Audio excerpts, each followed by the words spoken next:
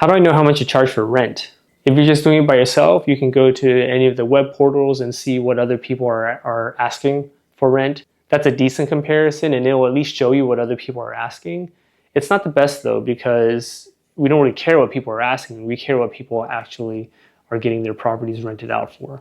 Like if everyone out there is asking $2,000 for a property just like yours, but it's not getting rented out, that's a pretty useless stat. If they only get leased out at say $1,600, then that 2,000 number is going to be pretty misleading. There are also some websites, like I've tried using one called Rentometer, and those can give you a decent approximation of what it might be. These apps are okay, and they definitely work better in neighborhoods where everything is the same. If it's in an area like Central Austin, those just won't work very well because every property is very different. Even if it's the same square footage, even if it's the same year, the properties can be completely different and rent completely differently. Now, beyond the comms, I'll say that I have a philosophy that when I'm renting out a place, I want it to be the best possible place at the best price. Let's say it's one of these neighborhoods where everything's the same. First, I'm going to look at, for those similar properties to mine, how much did they actually get leased out for? And I want those to be pretty recent.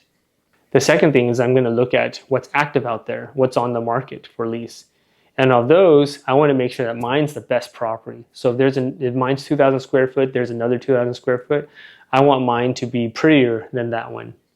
On top of it, I want it to be the best product at the best price. So I want mine to be prettier than that one. And if that one's renting out for say, $2,000, I might just put mine at $1,950.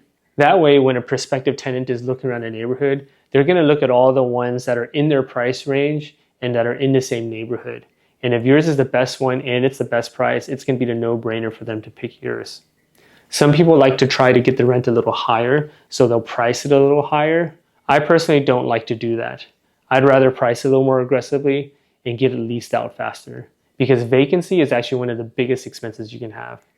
If your property sits another 30 days because you're trying to get $50 more, understand that you just lost that on an entire month of rent trying to get that little bitty more. So for me, I always try to get things leased out as fast as I can. I hate vacancy.